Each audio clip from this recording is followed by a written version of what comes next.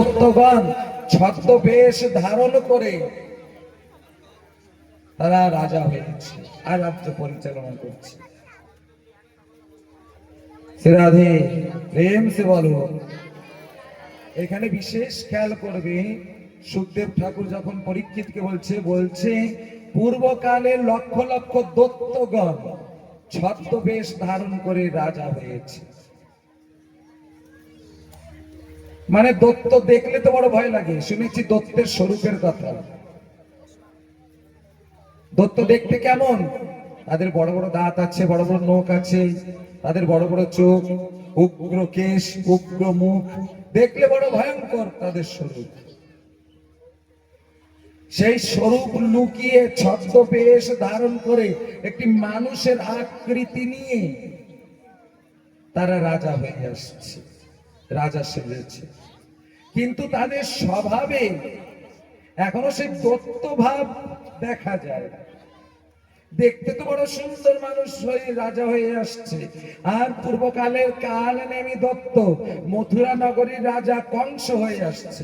কংস দেখতে বড় সুন্দর ছিল, মানুষের আকৃতি। পূর্বকালে যে কালনেমী ছিল দেখতে বড় ভয়ঙ্কর ছিল, দেখলে ভয় পেত লোকে। কিন্তু এবার কালনেমী দত্ত কংস হয়ে যখন আসছে, তাকে দেখে ভয় করছে না, কারণ দেখতে তো বড় সুন্দর। ভয় কখন করছে?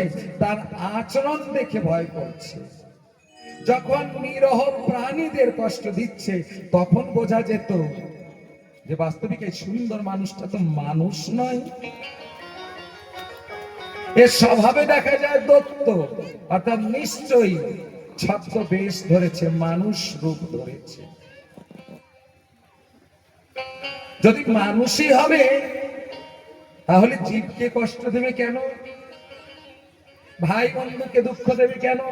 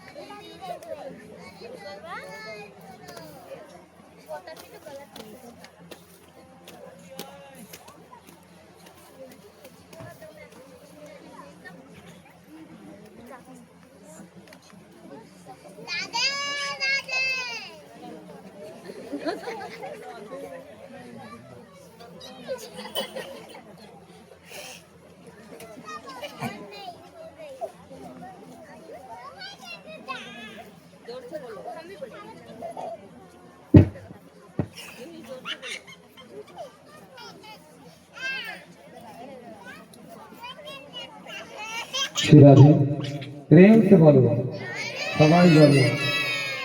তবে কথা প্রসঙ্গ অনেক আছে, সময় 9:30 হয়ে গেছে, তবে এগিয়ে চলি কথার দিকে। ব্যাপার হচ্ছে ছদ্মবেশ করে একটি শব্দ আসছে। যদি মানুষই হবে তাহলে অত্যাচার করবে কেন? জীবের প্রতি, মানুষের প্রতি হিংসা করবে কেন? তাহলে নিশ্চয়ই স্বভাবে দেখা যায় পূর্বকালের কিছু সংস্কার, দত্তা সংস্কার। আমরা এখানে ভাগবতে আসছি, সবাই সেজে গুজে আসছি, এটা সত্য কথা। সেজে গুজে আসছি কারণ সেজে গুজে এলে দেখতে ভালো লাগে, মনটাও ভালো লাগে, তার জন্য। ওই দর্পণ ধরে কত না সেজেছি, একবার মন রূপী দর্পণ ধরে দেখবে, আমাদের কর্ম কেউ হিসাব করবে। সত্যি আমাদের জীবনে কি মানবীয় কর্ম আছে, না শেষ হয়ে যাচ্ছে? মানবীয় কর্ম কাহাকে বলে? প্রত্যেকটা জীবকে যারা প্রেম করে তাহাকে মানবীয় কর্ম বলা হয়। প্রত্যেকটা জীব কে যারা ভালোবাসে, মানুষ থেকে নিয়ে জীব পর্যন্ত কে যারা ভালোবাসে, তাদের মানুষ বলা হয়। কিন্তু জীবকে যারা অহিত করছে, তাদের কর্মগুণে, হয়তো কর্মের কারণে দেখা যায় ছদ্মবেশ ধরে আমরা ওই জগতে হয়তো এসেছি। কারণ যখন যখন দেখবে, হিসাব করবে, আমাদের কর্মের মধ্যে অধর্ম দেখা যায়, হিংসা দেখা যায়, অহিত দেখা যায়, তখন তখন হিসাব করবে যে নিশ্চয়ই আমাদের স্বভাবের মধ্যেও দত্তা ভাব দেখা যায়, তাহলে আমাদের মধ্যে মানুষের ভাব নষ্ট হয়ে যাচ্ছে। তবে মানুষের ভাবগুলো নিজের জীবনে রাখবে। সুন্দর শুধু উপর থেকে সুন্দর হলে হবে না, মনটাও সুন্দর হতে হবে। কারোর সঙ্গে দ্বেষ করবে না, জীব হত্যা করবে না। জীব হত্যা যখনই হয় তখনই এই জীব হত্যার ভাব হচ্ছেই দত্ত ভাব। কখনো চেষ্টা করবে আমাদের দ্বারা যেন জীব হত্যা না হয়। দুরাচারী কংসের অত্যাচারে সারা প্রজা ত্রাহি ত্রাহি মাম করে উঠছে। যেখানে সাধু মহন্তদের দেখে সেখানে অত্যাচার করছে, যজ্ঞ বন্ধ করিয়ে দিচ্ছে, বেদ অধ্যয়ন পাঠ পূজাদি সব জায়গায় বন্ধ। রামায়ণ একটি পদ লেখা আছে, ওষুধের বৃত্তি কেমন? বলছে যাহা তাহা সুর পাই, ছাগ মহিষ সব খাই। রামায়ণ, হয়তো রামায়ণ আপনারা তো শুনেছেন, আত্মকল্যাণকারী। কেউ উঠে গেলে আপনাদের হয়তো, যারাই আমাদের পূর্বজ উঠে যায়, তার আত্মকল্যাণের কারণে রামায়ণ কীর্তন করা হয়। তো রামায়ণ কীর্তনে অসুর বৃত্তি লেখা হয়েছে, যাহা তাহা পাই ছাগ মহিষ খাই। কাদের বৃত্তি? বলছে দত্ত বৃত্তি। রামায়ণ শুনলে শুধু হবে না, রামায়ণটাকে বুঝতেও হবে। অসুরদের বৃত্তিটা লিপিবদ্ধ হয়েছে রামায়ণ। বলছে এই বৃত্তিগুলো যাতে মানুষের মধ্যে না থাকে। রাধে প্রেম সে বলো, সবাই বলো। যখন চতুর্দিকে ত্রাহিমা করে উঠছে কংসের অত্যাচারে, ভূদেবী নালিশ নিয়ে ব্রহ্মলোকে গেছে। ব্রহ্মা ভূদেবীকে গাভী রূপে দেখে ক্ষীরোদ সাগরের নিকটে গিয়ে সর্বেশ্বর ভগবানকে আহ্বান করছে। আহ্বান করতে করতে ব্রহ্মা ধ্যানস্থ হলো। যখন ব্রহ্মা ধ্যানস্থ হয়েছে, এই ধ্যানস্থ অবস্থায় ব্রহ্মাকে আকাশবাণী করছে ভগবান যে, হে ব্রহ্মা, আমি পৃথিবীর দুঃখ থেকে অবগত আছি। পৃথিবী দেবীকে বলবে, ভূদেবীকে বলবে, আমি কিছু সময় পরে পৃথিবীতে জন্মগ্রহণ করব, পাপী অত্যাচারীদের বধ করব, ধর্মকে প্রতিষ্ঠিত করব, সাধু মহন্তদের পরিত্রাণ করব, সাধু মহন্তদের পরিত্রাণ করব। গীতায় বলেছে, ভাগবতে বলছে, আত্মমানম সৃজয়তে হরি। সাধু মহন্তদের পরিত্রাণ করতে ভগবান আসে। এবার হনুমান চালিসা কে কে পড়েছে? কার কার পড়া আছে? হাত তুলে দিন। পড়া আছে তো, একটি পদ আছে, बाएं भुजा सब असुर संहारे, दाएं भुजा सब संत उबारे। হনুমান চালিসাতে লেখা আছে, আছে दाएं भुजा सब संत उबारे, बाएं भुजा सब असुर संहारे। হনুমান চালিসাতে লেখা আছে। কিন্তু মানে যাদের এই অবতার হয়েছে, ভগবানের অবতার হোক, ভগবান আসছে এবং অবতার আসছে, যারাই আসছে জগতে বা ভক্ত আসছে, তারা সকলে সাধু মহন্তদের পরিত্রাণ করতে আসছে। তাহলে আমাদের স্বভাবগুলোকে কেমন করে নিতে হবে? সে রাধে প্রেম সে বলো, যেন আমাদের স্বভাব চরিত্র দেখেও ওই অবতার বা হনুমান যেন আমাদের সাধু মহন্ত গণনা করে যেন আমাদের পরিত্রাণ করে। আমাদের চরিত্রটা সাধুদের মতন হতে হবে। যদি পরিত্রাণ পেতে চাও, স্বভাবটাকে সাধুর মতন করে নাও। কারণ হনুমান চালিসা, গীতা এবং ভাগবতে এই কথাই বলছে। সাধু স্বভাব না হলে সাধুদের দত্তদের কাছ থেকে পরিত্রাণ করবে ভগবান, অত্যাচারীদের কাছ থেকে পরিত্রাণ করবে ভগবান। তাই ভগবান যুগে যুগে এই পৃথিবী লোকে নেমে আসে। ভগবান আকাশবাণী করলো ব্রহ্মাকে, ব্রহ্মার ধ্যানাস্ত ভঙ্গ হলো। ব্রহ্মা ভূদেবীকে ডাক দিয়ে বলছে, ভূদেবী वासुदेव गृहे साक्षात भगवान पुरुष पर जनिष्यते तत्प्रियार्थम संभवन्तु सुरी स्त्रियः। वासुदेवेर गृहे स्वयं साक्षात भगवान আসবে, যিনি গোলক বিহারী, যিনি অনন্ত কোটি ব্রহ্মাণ্ডের একা অধীশ্বর শাসনেশ্বর, তিনি এই জগতে বসুদেবের ঘরে জন্মগ্রহণ করবেন।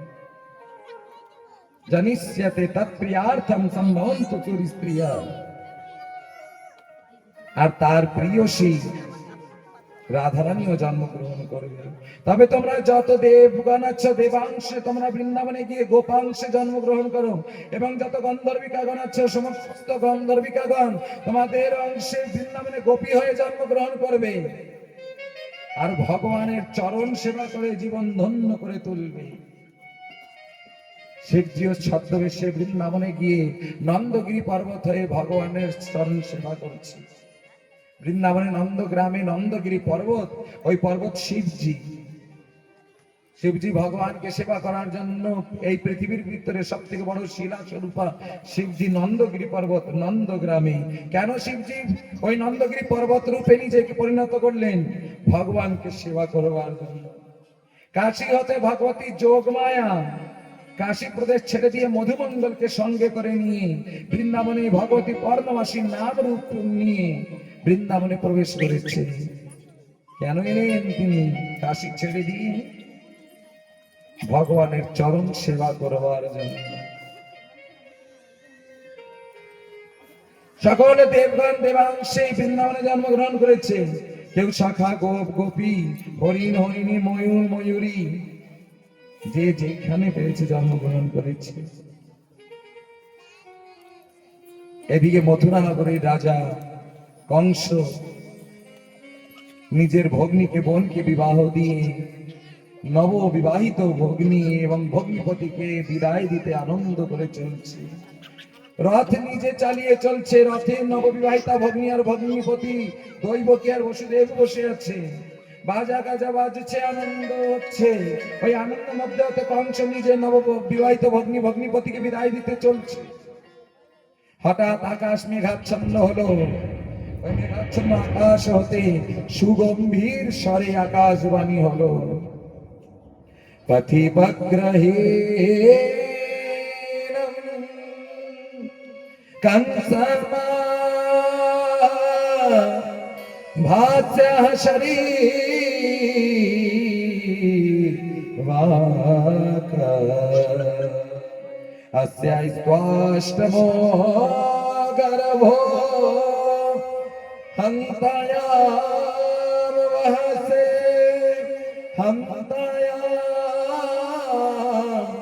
वहसे आबोधो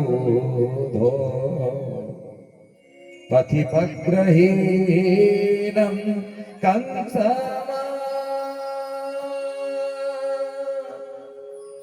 যখন আনন্দ করে রথ চালিয়ে নিয়ে বিদায় দিতে চলছে, আকাশবাণী হলো, হে দুরাচারী কংস, যাকে এত আনন্দ সহকারে বিদায় দিতে চলছে সেই দৈবকীর অষ্টম গর্ভের সন্তান তোমাকে বধ করবে। এই কথা যখনই শুনেছে, কংস ছিল দুরাচারী অত্যাচারী, রথ থেকে নেমে দৈবকীর কেশ ধরে রথ থেকে নামিয়েছে আর তরোয়ার তুলে ধরছে দৈবকীকে শিরচ্ছেদন করবে। বসুদেব করজোড় করে কংসকে বলছে, হে মহারাজ, বীর পুরুষকে নারী হত্যা সাজে না, বীরত্বে কলঙ্ক ঘটবে। কোন পুরুষকে নারী প্রতারণা সাজে না, তার পুরুষত্বে কলঙ্ক ঘটবে। তাই হে মহারাজ, আমি বলি, আমি প্রতিজ্ঞা করলাম এক এক করে দৈবকীর অষ্টম গর্ভের সন্তান তোমার করে আমি তুলে দেব, তুমি দৈবকীকে বধ করবে না। কংস বসুদেবের কথা মেনে নিয়েছে। দৈবকী আর বসুদেবকে হতপথ বন্ধন করে কারাগারে রেখেছে। দিনে দিনে কালক্রমে এক একটি করে 6টি সন্তান দৈবকী জন্ম দিয়েছে। আর কংস ছুটে এসে 6টি নবজাত সন্তানকে পাষাণে আছাড় মেরে বধ করেছে, মেরে ফেলছে। দৈবকীর সপ্তম গর্ভ হলো শেষনাগ, গর্ভাশ্রয় নিল। ভগবান যোগমায়াকে স্মরণ করছে, এই যোগমায়া, তুমি সংকর্ষণ করে দৈবকীর গর্ভ সংকর্ষণ করবে এবং বসুদেবের আরেকটি স্ত্রী রোহিণী দেবী গোকুলে আছে, রোহিণী দেবীর গর্ভে প্রতিষ্ঠিত করবে। যোগমায়া দৈবকীর গর্ভ সংকর্ষণ করে রোহিণী দেবীর গর্ভে প্রতিষ্ঠিত করেছে। এদিকে মথুরায় সকলে জেনেছে দৈবকীর সপ্তম গর্ভপাত হয়েছে। দিনে দিনে কালক্রমে দৈবকী অষ্টম গর্ভ ধারণ করেছে। অষ্টম গর্ভে স্বয়ং ভগবান সংকল্প মাত্র অষ্টম গর্ভতে আশ্রয় নিয়েছে। যখনই সংকল্প মাত্র দৈবকীর অষ্টম গর্ভতে ভগবান আশ্রয় গ্রহণ করেছে, দৈবকীর অঙ্গের থেকে দিব্য পদ্ম সুগন্ধ প্রবাহিত হতে লাগলো। কংস কারাগার, অন্ধকার কারাগার, দৈবকীর অঙ্গের থেকে দিব্য আলো প্রস্ফুটিত হতে লাগলো। দিব্য আলোতে কংস কারাগার আলোতে ভরে উঠলো। দেবগণ থেকে দেবগণ নেমে এলো। দেবগণ নেমে এসে গর্ভ স্তুতি করছে, হে অরণ্যারবিন্দাক্ষ বিরুত্তমানি স্তবায় ভাবাল বিশুদ্ধ বুদ্ধয়া আরুহ্যায় কৃচ্ছ্রেণ পরম পদা ততা পতনতয়াধো অনাদ্রিত য়োষ্মাদঙ্গ্রয়া হে অনন্যা অরবিন্দাক্ষ।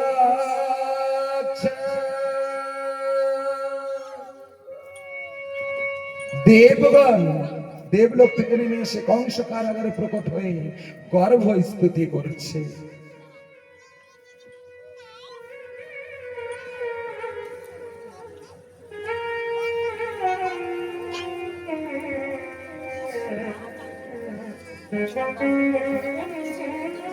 গর্ভ স্তুতি করে দেবগণ দেবলোকে ফিরে গেছে। আর নিজ নিজ অংশে গোকুলে তারা জন্ম নিয়েছে। দিনে দিনে কালক্রমে দৈবকীর অষ্টম গর্ভকালীন সময় পূর্ণ হলো, গর্ভকাল অবস্থা পূর্ণ হলো। ভাদ্র মাস কৃষ্ণপক্ষ অষ্টমী তিথি রোহিণী নক্ষত্র, শুভ সময় শুভ লগ্ন। এই শুভ সময় শুভ লগ্ন দেখে সারাটি প্রকৃতি সুন্দর হয়ে উঠল, আনন্দে প্রকৃতি ভরে উঠল। একটি পাষাণের মধ্যেও কৃষ্ণ প্রেম, কৃষ্ণ চৈতন্য জেগে উঠল। ভগবানের আসার সময় হলো, তাই সমগ্র প্রকৃতি সুন্দর হয়ে উঠল, নির্মল হয়ে উঠল। ভাদ্র মাস মধ্যরাত্রে যত ফলদার বৃক্ষ ছিল, বৃক্ষ চিন্তা করছে আমি কি দিয়ে ঠাকুরের চরণ সেবা করব। তাই কালের সীমা অতিক্রম করে যেই ফল গ্রীষ্মকালে হয় সেই ফল আজ ভাদ্র মাসে মধ্যরাত্রি বৃক্ষে ফলে পরিপূর্ণ হচ্ছে। যেই পুষ্প গ্রীষ্মকালে প্রস্ফুটিত হয়, শীতকালে প্রস্ফুটিত হয়, সেই পুষ্প আজ ভাদ্র মাস মধ্যরাত্রে প্রস্ফুটিত হচ্ছে। কালের সীমা অতিক্রম করেছে, কালের বন্ধন অতিক্রম করেছে। সারাটি প্রকৃতি জগৎ সুন্দর হয়ে উঠছে, ফলদার বৃক্ষে ফলে পরিপূর্ণ হলো। পুষ্প বৃক্ষে নানাবিধ পুষ্প ফুটে প্রস্ফুটিত হয়ে ভরে উঠল। পুষ্প বৃক্ষের মনের আশা যে ভগবান যখন ব্রজলীলা করবে, ব্রজের পথে চলবে, যেই পথে ভগবান চলবে সেই পথে আমি ঝরে পড়ব, ভগবান সেই পথ হতে চলবে।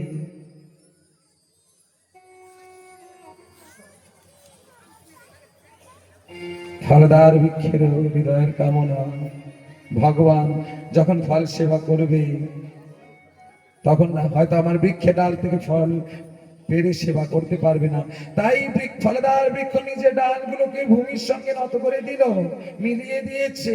ঠাকুরের যেন কষ্ট না হয়, ঠাকুর যেন সহজে আমার বৃক্ষে ডাল থেকে ফল যেন তুলে সেবা নিতে পারে। যমুনার জল উথল খেলছে, আহা এমন সৌভাগ্য এই বিশ্ব ব্রহ্মাণ্ডে কোন নদীর হয়নি যেই সৌভাগ্য আমার হতে চলেছে। যমুনার হৃদয় আনন্দে আর ধরছে না, কারণ এই বিশ্ব ব্রহ্মাণ্ডে কোন নদী আজ পর্যন্ত ভগবানের স্ত্রী হওয়ার সৌভাগ্য পায়নি। আজ যমুনার হৃদয় আনন্দে ভরে উঠছে, কারণ যমুনাকে ভগবান স্ত্রী রূপে গ্রহণ করবে। তাই যমুনা চিন্তা করছে, আহা ভগবানের চরণ ধৌত গঙ্গা, ভগবানের চরণ থেকে উৎপন্ন গঙ্গা, তারও এমন সৌভাগ্য হয়নি। আহা আমার কি সৌভাগ্য। তাই যমুনার জলে তরঙ্গে ঢেউ খেলছে, যমুনার বুকে সহস্র সহস্র পদ্ম ফুল ফুটে উঠছে মধ্যরাত্রে, সরোবরে চারিদিকে সরোবরে মধ্যরাত্রে পদ্ম ফুল ফুটে উঠছে, পদ্ম সুগন্ধে সারাটি বৃন্দাবন ছেয়ে উঠছে। সূর্য ডাক দিয়ে বলছে, হে পদ্ম ফুল, প্রকৃতির নিয়ম, আমি গগনে উদিত হলে তুমি প্রস্ফুটিত হবে। আজ কেন মধ্যরাত্রে তুমি প্রস্ফুটিত হয়েছ? ওই পদ্ম ফুলে কথা বলছে, হে সূর্য, যার শ্রীচরণের নখের আলোতে কোটি কোটি সূর্যের আলো বিফলিত মনে হয়, সেই যজ্ঞেশ্বর ভগবান এই মধ্যরাত্রে প্রকট হচ্ছে। তাই তার চরণের আভাবে আমি মধ্যরাত্রে প্রস্ফুটিত হলে। মেঘ ভাদ্র মাসে সারাটি আকাশে মেঘ ধীরে ধীরে গর্জনা করছে। মেঘের হৃদয় কি আনন্দ, আহা শুনেছি, বেদে পেয়েছি, শাস্ত্র পেয়েছি, সমুদ্রের বুকে ক্ষীরোদশায়ী ভগবান শয়ন করছে, বিশ্রাম করছে। মেঘ অনেক কামনা নিয়ে হৃদয়ে কামনা ধরে সমুদ্রের কাছে করজোড় করে বলে, ওগো সমুদ্র, শুনেছি তোমার বুকে নাকি স্বয়ং ভগবান বিরাজে, আমাকে কি একটু দর্শন করাবে? কিন্তু সেদিন মেঘ অভিমান ভরে তার সমুদ্র থেকে একটু জল আমাকে দিয়ে পবনের তীব্র বেগে আমাকে তার কাছ থেকে দূরে ঠেলে দেয়। বড় আশা নিয়ে, আবার মনের দুঃখ নিয়ে আমি ফিরে আসি। আজ আমাদের পরম সৌভাগ্য যে ভগবান বৃন্দাবনে প্রকট হবে, ভগবান বৃন্দাবনে ব্রজলীলা করবে। যখন ভগবান বৃন্দাবনে দিব্য মনোহর লীলা করবে, আর ভগবানের দিব্য অঙ্গে সূর্যের তাপ পড়বে, আর ওই তাপের কারণে ভগবানের অঙ্গ যখন তাপিত হবে, আমি মেঘ তার শিরে ছত্র হয়ে গিয়ে দাঁড়াবো।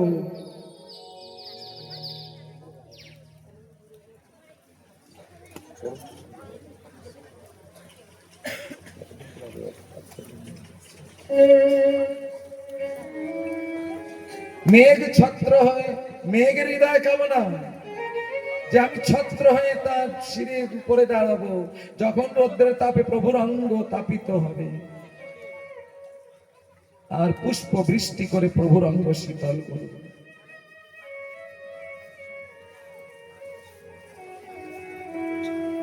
আকাশ করজোড় করে মেঘকে বলছে, ওগো মেঘ, তুমি একটু পথ দেবে আমাকে, আমি একটু দেখতে চাই সেই দিব্য ব্রজভূমি কেমন, যে দিব্য ব্রজভূমিতে গোলক বিহারী ভগবান এসে দিব্য লীলা করবে, তার শ্রী চরণ পড়বে। তাই মেঘ জায়গা জায়গা থেকে সরে গিয়েছে, আকাশ আজ সেই দিব্য ব্রজভূমির দর্শন করছে। আকাশ দিব্য ব্রজভূমির দর্শন করে ভগবানকে স্মরণ করে বলছে, গো ভগবান, সমগ্র প্রকৃতিকে তুমি সেবার সুযোগ দিয়েছো, নদ নদী পৃথিবী দেব দেবী সকলে সেবার অধিকার পেয়েছে, বৃক্ষ পর্যন্ত তোমার সেবার অধিকার পেয়েছে, কিন্তু আমি আকাশ তোমার হতে অনেক দূরে, আমার সেবার সুযোগ তো হলো না ঠাকুর। আকাশ হৃদয়ে প্রভু সেবার কথা চিন্তন করে বলছে, ওগো ঠাকুর, আমি দূর হতে যথাসম্ভব তোমার সেবা করতে চাই, তাই তোমার সেবা নিমিত্তে ঠাকুর এই সারাটি বৃন্দাবন, সারাটি প্রকৃতি নিজেকে সাজিয়ে নিয়েছে তোমার সেবার জন্য। আজ আমার আকাশ আঙ্গিনা আমি তোমার জন্য লক্ষ লক্ষ কোটি তারা দিয়ে আমার আকাশ আঙ্গিনা সাজালেন। ওগো ঠাকুর, তুমি একবার ব্রজলীলা করবার সময় আমার আকাশ আঙ্গিনার দিকে তাকিয়ে দেখবে ঠাকুর, আমি তোমার জন্য আমার আকাশ আঙ্গিনা সাজিয়েছি। আকাশ লক্ষ কোটি তারা দিয়ে আকাশ আঙ্গিনা সাজিয়েছি। কার জন্য সাজিয়েছে? ভগবানের জন্য সাজিয়েছে।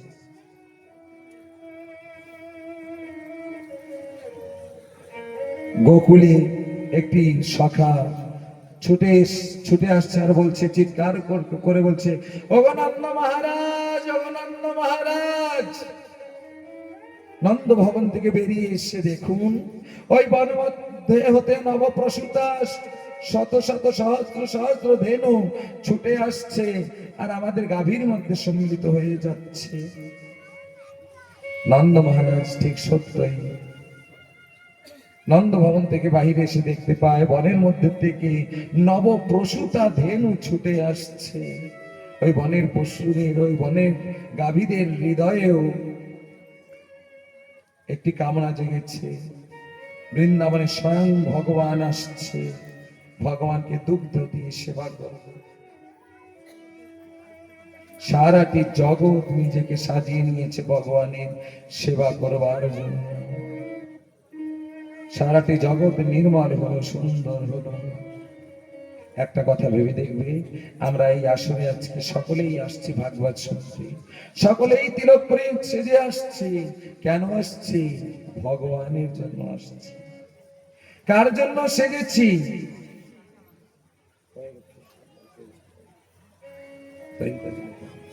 কেন এসেছি? কার জন্য সাজলেন? ভগবানের জন্য সেজেছি। জগতের জন্য সাজলে জগৎ কোনোদিন মনে রাখবে না, এ কথা জেনে রাখবে। কারণ এই বাহির জগতের সাজা, বাহির জগতের রূপ বেশি দিনের জন্য থাকে না। যারাই রূপ দেখে ভালোবাসে তাদের ভালোবাসাটাও বেশি দিনের জন্য থাকে না।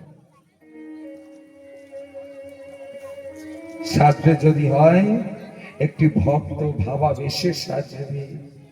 শিশুকাল হতে যদি ভক্ত ভাবাবেশে কেউ সাজতে পারে, তার যদি রূপও না থাকে, শরীরও যদি না থাকে, তবুও লোকে তাকে মনে করে ভালোবাসে।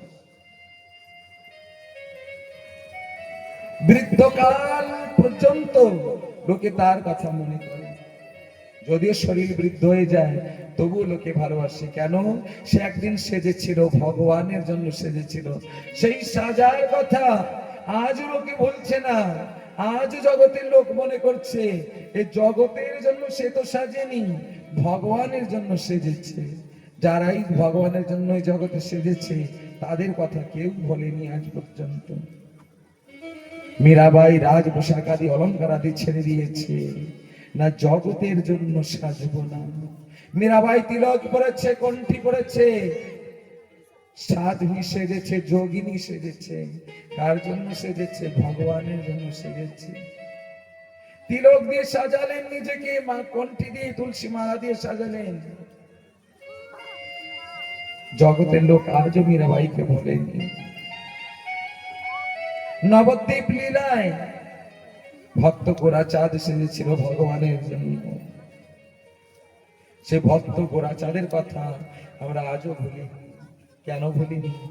তারা যে ঠাকুরের জন্য সেজেছিল, তারা যে ভগবানের জন্য সেজেছিল, এই জগতের জন্য তারা সাজেনি। যদি সাজতে হয় তাহলে ভগবানের জন্য সাজবে। গোরাচাঁদ মায়ের কাছে গিয়ে বলেছিল, মা আমাকে সাজিয়ে দেবে একবার। কত সাজিয়েছো তুমি আমাকে হাতে ধরে, আজ আজ আমার মনের মতন আমাকে সাজিয়ে দেবে? ও মা দাও সাজিয়ে আমায় ভক্ত ভাবাবেশে, আমি যাইব কৃষ্ণ ভজনে। ও মা আমায় করো আশীর্বাদ, আমার মেটে জানো সাথ, আমি যাইব কৃষ্ণ ভজনে। আমরা সবাই মায়ের হাতে সেজেছি। একদিন ছোট্টবেলা যখন ছিল আমাদের, মায়ের হাতে সেজেছি। কত ভালো করে আনন্দ করে স্নেহ করে আমাদের সাজিয়েছে। কত মা আজও নিজের ছেলে মেয়েদের স্নেহ করে সাজিয়ে দেয়। বৃন্দাবনে গোবর্ধনে যে 4 বছরের ছেলেটি আছে ভাগবত নাম করে, তার মা তাকে কত সুন্দর তিলক পরিয়ে দেয়, ধুতি পরিয়ে দেয়, ভক্ত ভাবাবেশে সাজিয়ে দেয়। আজ সারাটি জগতের লোক সেই ভাগবত নামের ছেলেটাকে জানে, চেনে। তাহার নাম শুনে হৃদয়ে আনন্দ ভরে যায়। রামায়ণের চরিত্রতেও শুনতে পারি, যখন তরুণ সেন রামের সংগ্রামে যাবে, তখন তার মা তরুণ সেনকে সাজিয়ে দিয়েছিল, সর্বাঙ্গী রাম নাম লিখে দিয়েছিল, আর বলেছিল, তরুণী আমি সাজিয়ে দিচ্ছি তোকে, কিন্তু এই লঙ্কায় কোনোদিন আর যেন ফিরে আসিস না তুই। কেন আসতে মানা করেছে? ওই লঙ্কাটা এমন কি যে লঙ্কায় ফিরে আসতে মানা করেছে? বলছে ওটা তো কুসংস্কারের ঘর, অধর্মের ঘর। বলছে যদিও মরে যাবি রামের হাতে মরে যাবি, কিন্তু ওই কুসংস্কারের মধ্যে কোনোদিনও ফিরে আসবি না, ওই অধর্মের জায়গায় কোনোদিনও ফিরে আসবি না। মা আশীর্বাদ করেছিল। আজও আমরা তরুণী সেনকে ভুলিনি। আজও তার নামের মহিমার কারণে কত আত্মার পরম গতি হয়েছে। তার মা তাকে সাজিয়ে দিয়েছিল। প্রত্যেকটি মা নিজ নিজ সন্তানকে সাজিয়ে দেবে। সারাটি বৃন্দাবন আজ সেজেছে আমার গোবিন্দের জন্য। বৃন্দাবনে যাবে যখন দেখতে পাবে কত ভক্তগণ আমার গোবিন্দের জন্য সেজে আছে। কার জন্য সেজেছে?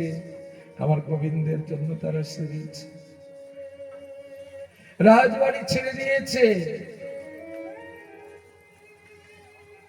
কত ভক্ত চরিত্র আছে, ভক্তা চরিত্র আছে। রানী রত্নাবতী রাজরানী ছিল, ছেড়ে দিয়েছিল। দাসীকে বলতো, দাসী कछु उपाय कीजियो, गोविंद दिखाई दीजियो, नहीं तो कैसे जियो।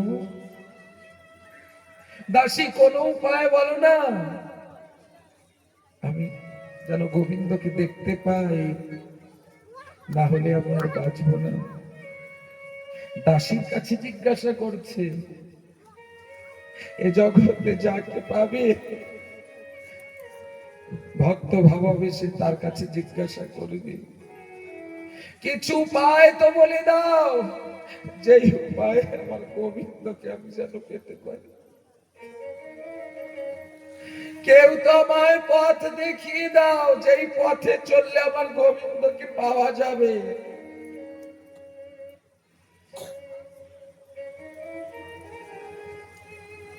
একটি পদে লেখা হয়েছে, ওরে কে আছো বান্ধব কোথায়, আমায় বলে দাও।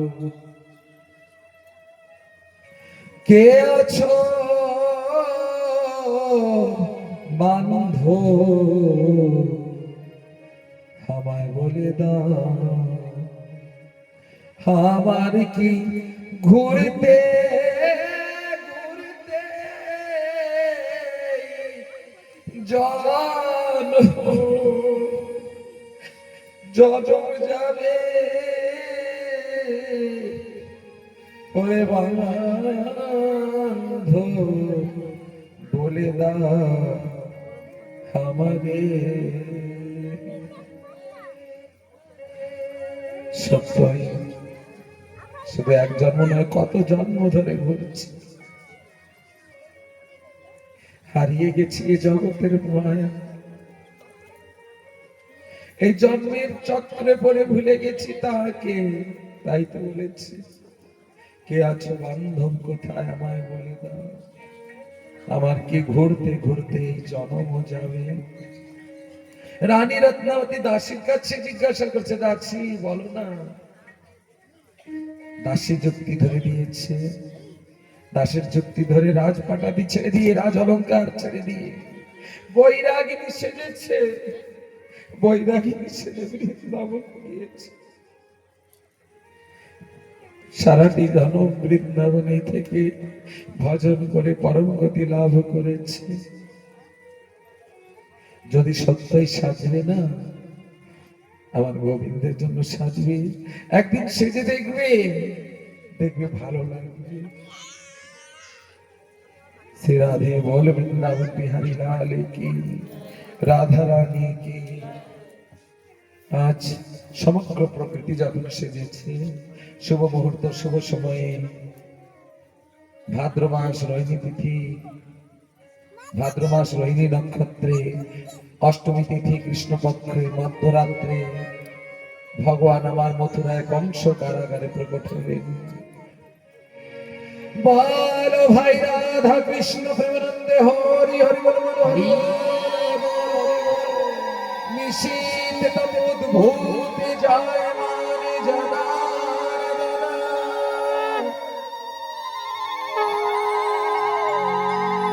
ভগবান প্রকট হলেন। দৈবকী আর বসুদেব স্তুতি করেছে, কারণ ভগবান চতুর্ভুজ রূপে প্রকট হয়েছিল এবং আবার যোগমায়ার দ্বারা তাদের বুদ্ধি আচ্ছাদিত করে দিয়েছে ভগবান। এবং ভগবান এবার নবজাত সন্তান রূপে প্রকট হলেন। নবজাত সন্তান হয়ে যখন প্রকট হয়েছে, ক্রন্দন করেছে। বসুদেব যখন ভগবানকে দেখেছে, নবজাত পুত্রকে দেখেছে, বসুদেবের হস্তপদ বন্ধন খুলে গেছে। বসুদেব ভগবানকে নবজাত পুত্রকে মস্তকে ধারণ করে যমুনা পার করে গোকুলে প্রবেশ করেছে। গোকুলে এই সময় যশোমতী একটি কন্যা সন্তানকে জন্ম দিয়েছিল। গোকুলে যশোমতীর কাছে নবজাত পুত্রকে রেখে বসুদেব কন্যা সন্তানকে মস্তকে ধারণ করে পুনরায় কংস কারাগারে ফিরে আসছে। কংস যখন জানতে পেরেছে দৈবকী এবার একটি কন্যা সন্তানকে জন্ম দিয়েছে, কংস ছুটে আসছে। ছুটে এসে ওই কন্যা সন্তানের চরণ দুটি ধরে যখন পাষাণে আছাড় মেরে মারতে চেয়েছে, ওই নবজাত কন্যা কংসের হাত থেকে ছুটে গিয়ে মহাশূন্যে উঠে অষ্টভুজা রূপ ধারণ করেছে এবং কংসকে বলছে, দুরাচারী কংস, হে পাপাচারী কংস, তোমার পাপের ঘোড়া পরিণত হয়েছে, পূর্ণ হয়েছে, তোমাকে বধিবে যে গোকুলে এসেছে। এই কথা বলে অষ্টভুজাধারী যোগমায়া অন্তর্ধান হলেন। আসুন আজ ঝাঁকি রূপে আমরা কৃষ্ণ জন্ম দর্শন করব। শ্রী রাধে ঝাঁকি। बोल वृंदावन बिहारी लाल की जय हो, राधा रानी की जय हो, प्रेम से बोलो राधे राधे।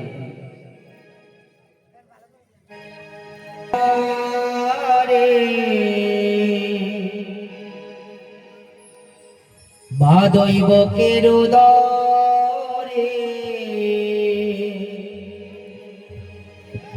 জন্ম নিল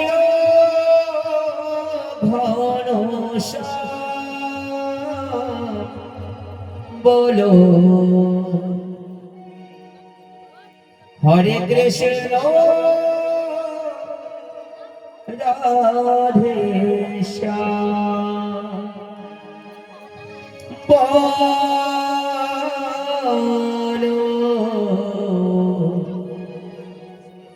হরে কৃষ্ণ রাধে শ্যাম बोलिए नंद लाला की कंसेर कारागारे माधव तेरो दरे कंसेर कारागारे माधव किरो दरे जन्मनिल घनश्याम बोलो हरे कृष्ण राधे श्याम बोलो हरे कृष्ण राधे श्याम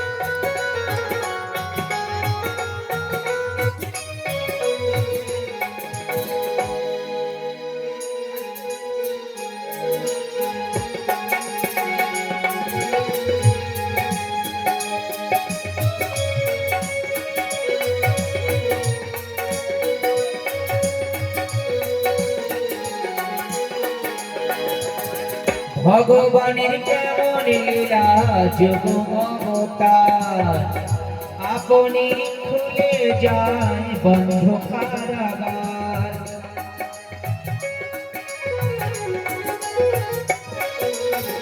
ভগবানের কেমন লীলা যোগ মমতার আপনি খুলে যায় বন্ধ কারাগার রোধ করিতে পারে না কেউ রোধ করিতে পারে না কেউ বিধির বিধান বলো হরে কৃষ্ণ রাধে শ্যাম বলো হরে কৃষ্ণ রাধে শ্যাম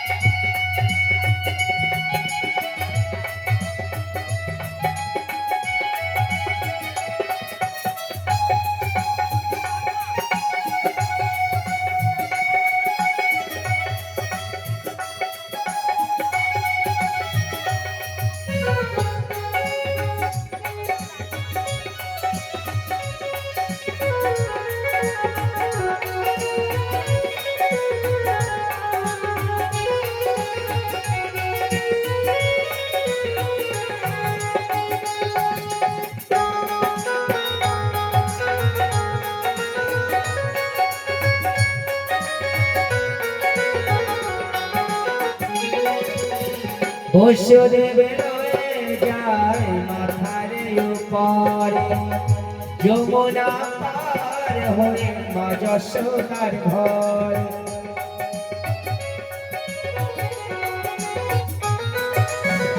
বসুদেব রয়ে যায় মাথার উপরে যমুনা পার হয়ে মা যশোদার ঘর দিনে দিনে বড় হয় দিনে দিনে বড় হয় দিনে দিনে বড় হয় নব ঘন শ্যাম বলো হরে কৃষ্ণ রাধে শ্যাম বলো হরে কৃষ্ণ রাধে শ্যাম কংসের কারাগারে দৈবতের উদরে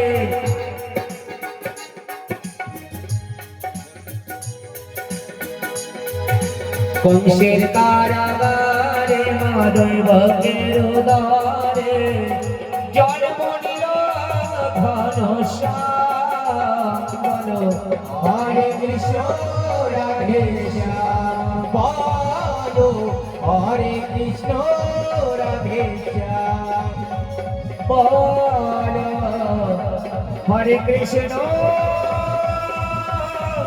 রাধে শ্যাম बोल वृंदावन बिहारी लाल की जय हो नंद के लाला की जय हो আসুন সকলে আমরা নন্দ উৎসব করব গোকুলে আজ নবজাত পুত্রকে পেয়ে গোকুলবাসীগণ নন্দ উৎসব করছে শ্রীরাধে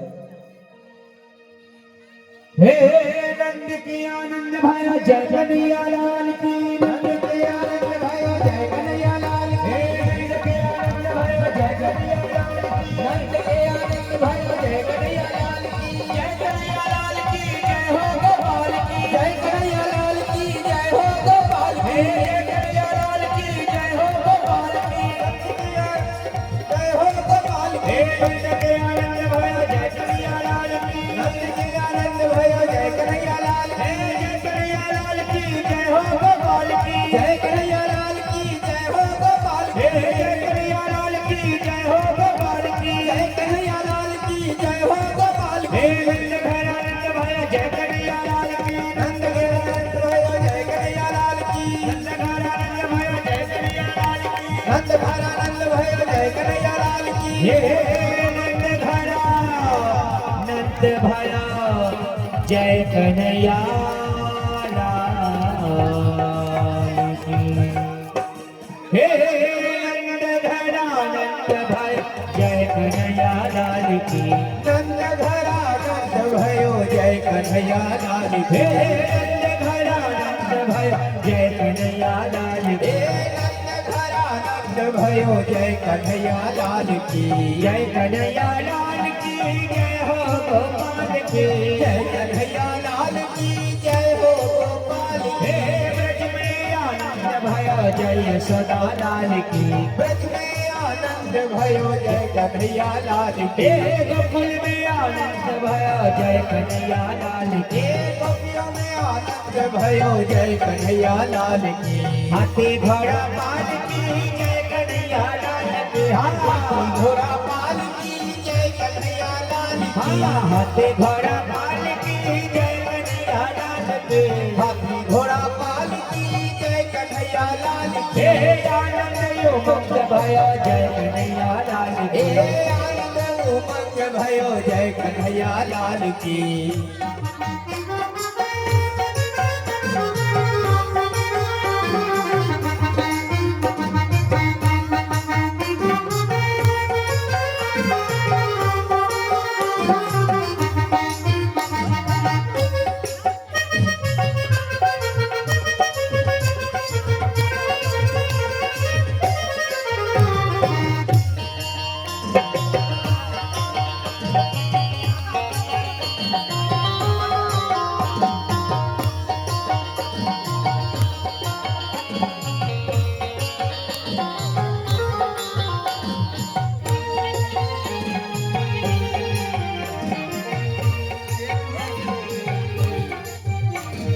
कोटि ब्रह्मांड के अधिपति लाल के कोटि ब्रह्मांड के अधिपति लाल हाँ कोटि ब्रह्मांड के अधिपति लाल की कोटि ब्रह्मांड के अधिपति लाल की जय कन्हैया लाल की जय हो गोपाल की जय कन्हैया लाल की जय हो गोपाल हाँ जय कन्हैया लाल की जय हो गोपाल की जय कन्हैया लाल की जय हो गोपाल गौरी चराने आए जय हो पशुपाल की गौरी चराने आए जय हो पशुपाल की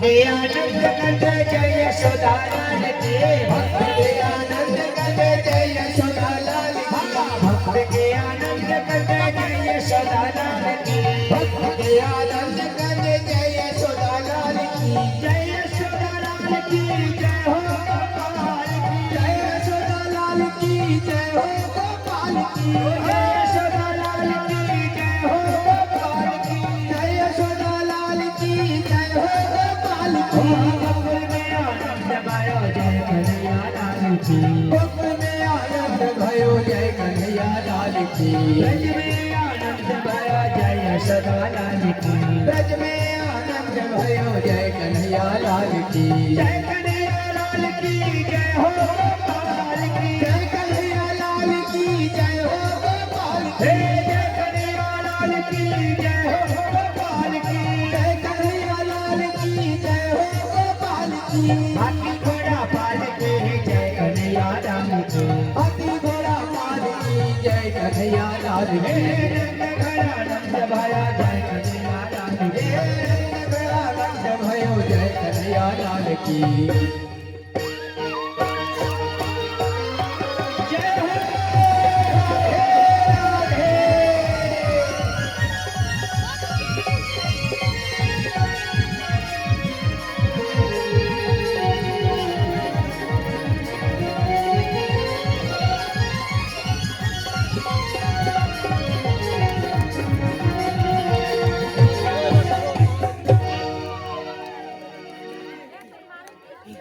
बोल वृंदावन बिहारी लाल की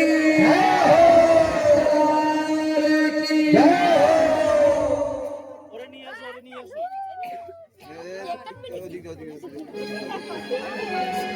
আরেকটা ভজনে সকলে আনন্দ করবেন नंद जी के आंगन में बज रही आज बधाई नंद जी के आंगन में बज रही आज बधाई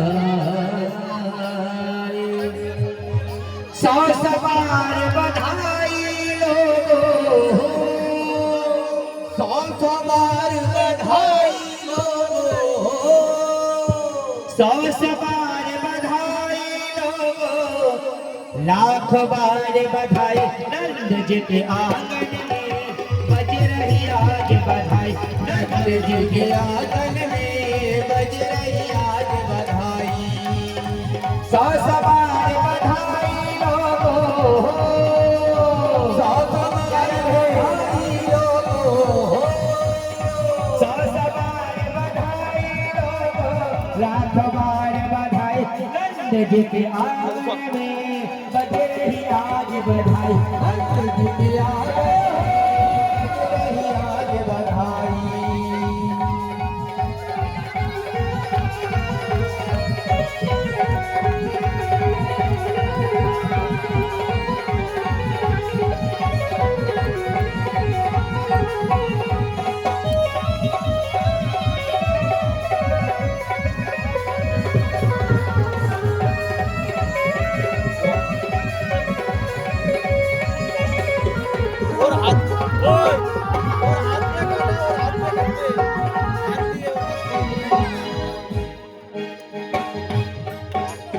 चमत्कार से हो गए लोग हो गए बात निराली चमत्कार का हो गए लोग हो गई रात निराली रात रात में नंद बाबा के रात रात में नंद बाबा के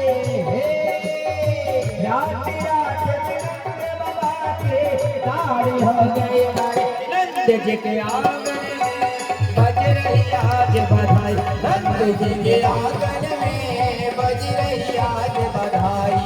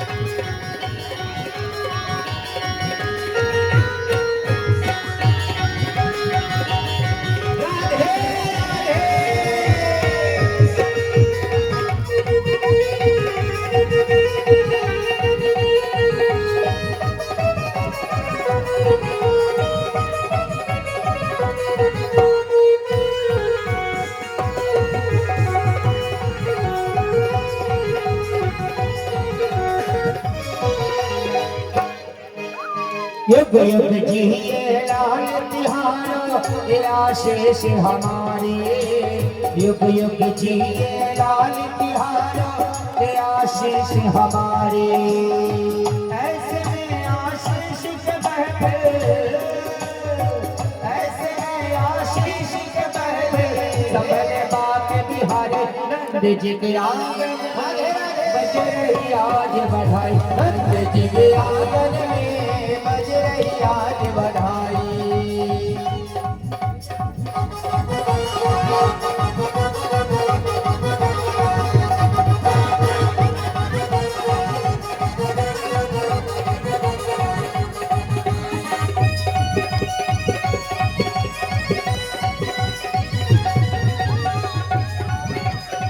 राधे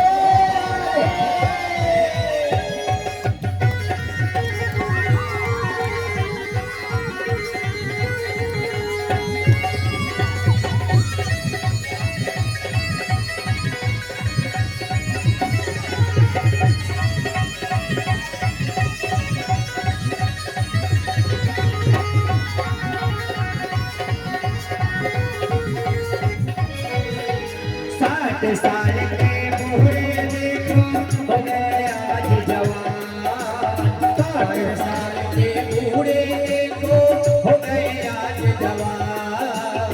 नाच कूदे खूब बचावे, नाच कूदे खूब बचावे, नीचे गावे नंद जी के आंगन में बज रही आज बधाई। नंद जी के आंगन में बज रही आज बधाई। 100 सवार बधाई लोगो, 100 सवार बधाई लोगो, 100 सवार बधाई लोगो, लाख बार बधाई। नंद जी के आंगन में बज रही आज बधाई। नंद जी के आंगन में बज रही आज बधाई। नंद जी के आंगन में बज रही आज बधाई। सारे मोहल्ले में, सारे मोहल्ले में, सारे मोहल्ले में ये हल्ला हो गया।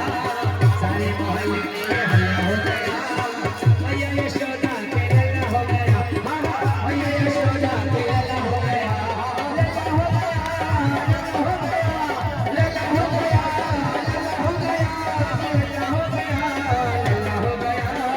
सारे मोहल्ले में, सारे मोहल्ले में, सारे मोहल्ले में ये हल्ला हो गया। मैया यशोदा के लल्ला हो गया। मैया यशोदा के लल्ला हो गया। मैया यशोदा के लल्ला हो गया।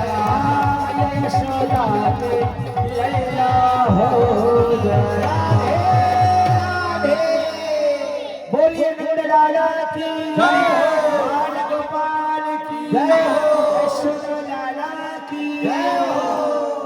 সিরাজ সকল ভক্তরা নিজ বৃন্দাবনে এলেন, গোকুলে এলেন। কৃষ্ণ বিশ্বেশ্বর নন্দস্য ব্রজমাগতে সম্পূর্ণ সমৃদ্ধিমান।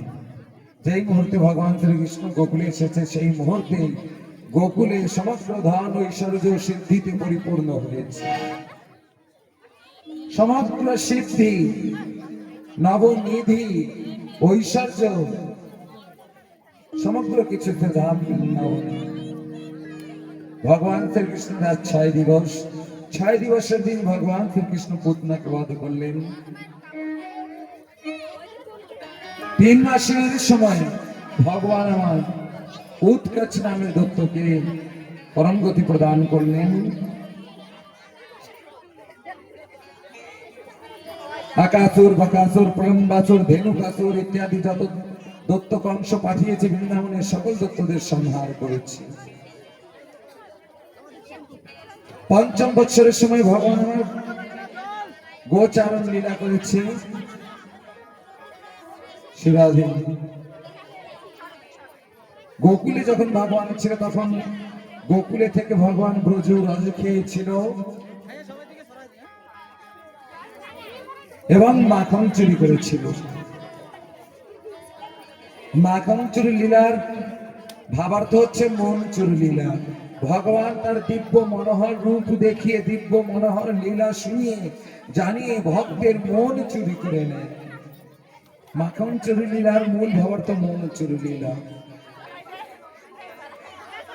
হে রাধে, যখন কোন ভক্তের মন বৃন্দাবনে যাওয়ার জন্য কাঁদবে, ব্যাকুল হয়ে উঠবে, কোন ভক্তের মন বৃন্দাবনে গিয়ে যমুনায় স্নান করবার জন্য ব্যাকুল হয়ে উঠবে, বৃন্দাবনের কুঞ্জে ঘুরবার ইচ্ছা করবে, তখন জানবে সেই মনচোর, চিত্ত চোর তোমার মনকে চুরি করে নিয়েছে, হরণ করে নিয়েছে। কখনো কখনো অনেক ভক্তদের মুখে শুনি যে আমার মন ব্যাকুল হয়ে উঠছে বৃন্দাবনে যাওয়ার জন্য। কি হয়েছে জানো? সেই যে চিত্ত চোর কখন যেন ঘুমের ঘরে এসে তোমার মনকে চুরি করে নিয়ে গেছে। মম ঘুম ঘরে এলো না প্রভাব, এলো চুপি চুপি এসে মনকে চুরি করে নিয়ে গেছে। কেউ বলে আমার বিহারীজির কথা মনে পড়ছে, বিহারীজির দর্শন করার ইচ্ছা হচ্ছে। তখন জানবে বিহারীজি তোমার মনটাকে চুরি করে নিয়েছে, বিহারীজি তোমাকে দেখতে চাইছে।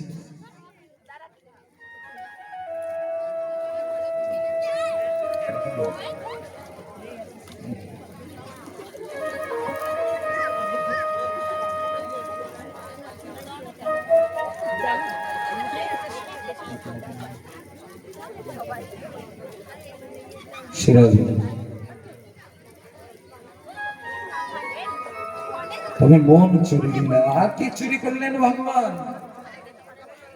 শুনেছি ভগবান শুধু মাথা চুরি করেছে না, বিল্লামঙ্গল ঠাকুরের রচিত চরাগ্রণ্য পুরুষাষ্টকম, যেই বিল্লামঙ্গল ঠাকুরকে ভগবান নিজে তার যষ্টি ধরে আর ঘরে নিজে ধরে ভগবান বৃন্দাবনে নিয়ে গিয়েছিল, সেই বিল্লামঙ্গল ঠাকুর রচিত চরাগ্রণ্যম পুরুষাষ্টকম এই বিল্লামঙ্গল ঠাকুর বলছে, ঠাকুর তুমি শুধু মাখন নয়, তুমি ভক্তের মন চুরি করেছো। अनेक जन्म जन्मार्जित पाप चौरम, তুমি ভক্তের অনেক জন্মের অর্জিত পাপ পর্যন্ত চুরি করে নিয়েছো। শুধু এতটুকু নয়, জমির 5 দণ্ড পর্যন্ত তুমি চুরি করে নিয়েছো। কেন চুরি করেছো ঠাকুর? জমির 5 দণ্ড চুরি করেছো তুমি ভালো করে জানো। আমার যা কর্ম, সেই কর্ম অনুযায়ী জম আমাকে দণ্ড প্রদান করবে, ভয়ঙ্কর নরকগামী করবে। তুমি আমাদের ভালোবাসো, তাই জমির হাত থেকে সে 5 দণ্ড পর্যন্ত চুরি করে নিয়েছো।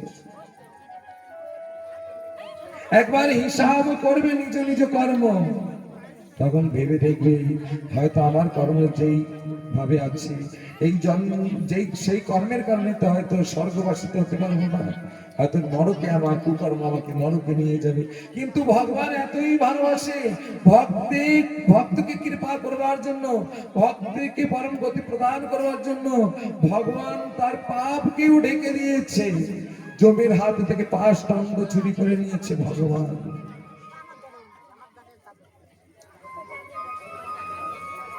এমন দয়াময় করুণাময় ভগবান, তিনি আমাদের বাঁচাবার জন্য জমির 5 দণ্ড পর্যন্ত চুরি করলেন।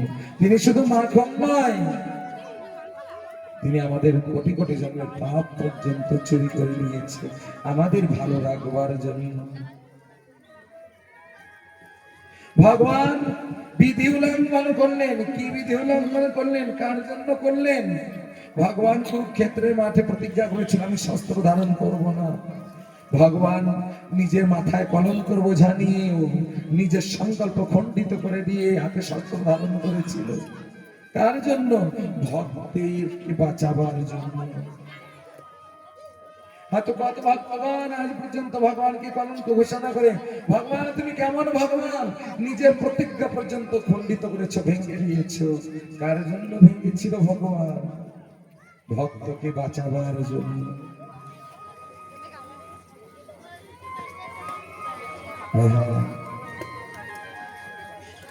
সেই ভগবানকে কখনো যেন ভুলে না যায়। নিজের মাথায় কলঙ্কর বোঝা নিতে রাজি আছে, কিন্তু ভক্তের অহিত হতে দেয় না ভগবান। তিনি চিত্রগুপ্তকে দিয়ে বিধি লিখিয়েছে যে যেমন কর্ম করবে তাহাকে তেমনই উপযুক্ত ভয়ঙ্কর দণ্ড প্রদান করবে, যদি সুখের অধিকারী হয় তাহাকে স্বর্গ পাঠিয়ে দেবে। চিত্রগুপ্ত বিধি লিখছে, যারা যারা ভয়ঙ্কর অপরাধ করেছে, পাপ কর্ম করেছে, তাদের ভয়ঙ্কর দণ্ড প্রদান করেছে, যমের হাতে ভয়ঙ্কর দণ্ডে দণ্ডিত হবে লিখেছে। কিন্তু ভগবান কি করলেন, নিজে আপন জেনে ওই চিত্রগুপ্তের লেখনীটাকেও মিথ্যা করলেন। যমের 5 দণ্ড চুরি করে নিয়েছে, দণ্ডে দণ্ডিত হতে দেয়নি। চিত্রগুপ্ত লিখেছে মার্কণ্ড ঋষি 5 বছর মাত্র আয়ু। ভগবানই লিখিয়েছে, ভগবানই লেখার জন্য রেখেছে। মার্কণ্ড ঋষি ভগবানের নাম ভজন করছে, নাম জপ করছে, ভগবান চিত্রগুপ্তের লেখনী দেখে কেঁদে দিয়েছে। শুধু 5 বছর পরমায়ু। ভগবানের নয়ন থেকে অশ্রু ঝরছে, কাজল মিশ্রিত অশ্রু ওই 5-এর সম্মুখে শূন্য করেছে। এইভাবে শূন্য করতে করতে ভগবান মার্কণ্ড ঋষির পরম আয়ু হল। ভগবানের কৃপায় চিত্রগুপ্তের লেখনীয় পরিবর্তন হয়, অল্পায়ু দীর্ঘায়ুতে পরিণত হয়। সেই ভগবানকে যেন ভুলে না যায়। রাধে প্রেম সে বলো, সবাই বলো, এই জগৎ যেন কৃষ্ণ রঙ্গে রঙ্গে যায়, তার প্রেমে যেন রঙ্গে যায়, তার করুণায় যেন রঙ্গে যায়, তার কৃপায় যেন রঙ্গে যায়।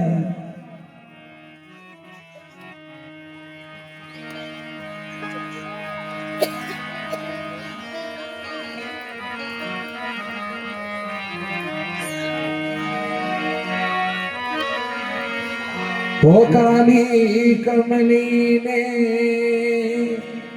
ओ काली कमली ने ऐसा रंग डाला कि रंग कोई चढ़ता नहीं। ओ काली कमली ने, ओ काली कमली ने ऐसा रंग डाला कि रंग कोई चढ़ता नहीं।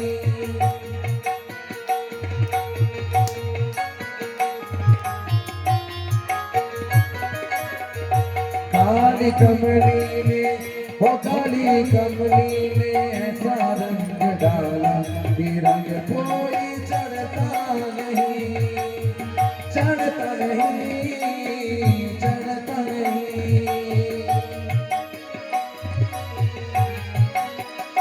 ओ चढ़ता नहीं, चढ़ता नहीं। काली कमली ने, ओ काली कमली ने ऐसा रंग डाला कि रंग कोई चढ़ता नहीं। ओ काली कमली ने ऐसा रंग डाला कि रंग कोई चढ़ता नहीं। बोल भगवान बिहारी लाल की, जय हो महारानी की, जय हो।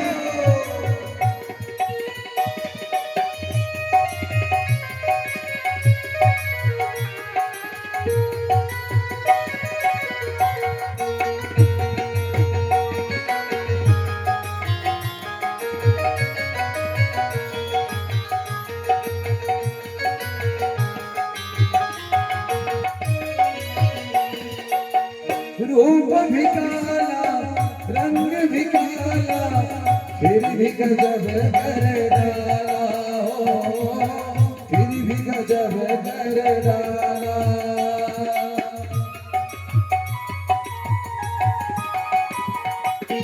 रूप भी काला, रंग भी काला, फिर भी गजब कर डाला हो, फिर भी गजब कर डाला। काले रंग ने, वो काले रंग ने, काले रंग ने दीवाना कर डाला कि रंग कोई चढ़ता नहीं। काले रंग ने दीवाना कर डाला कि रंग कोई चढ़ता नहीं, चढ़ता नहीं।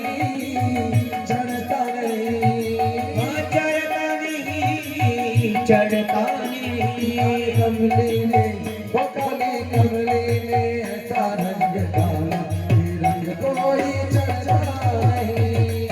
हो काली कमली ने ऐसा रंग डाला कि रंग कोई चढ़ता नहीं। तेरी चितवन तेरी अदा है जिस पे दिल ये फिदा है, हो जिस पे दिल ये फिदा है।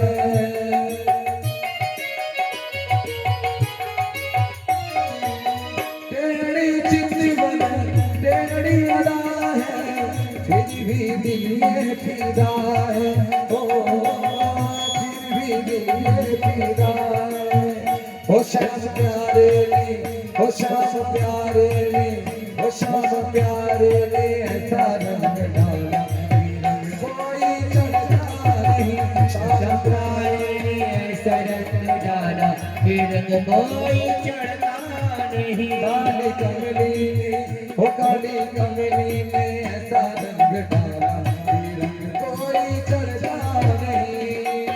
वो काली कमली ने ऐसा रंग डाला कि रंग कोई चढ़ता नहीं।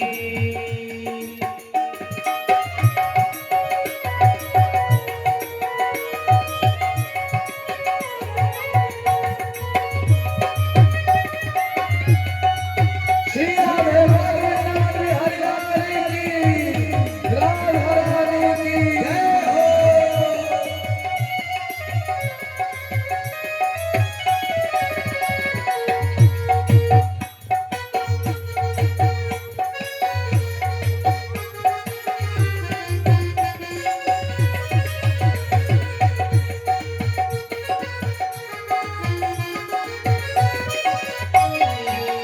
तेरे नैना कारे कारे हम पर जादू डाले हो, हम पर जादू डाले।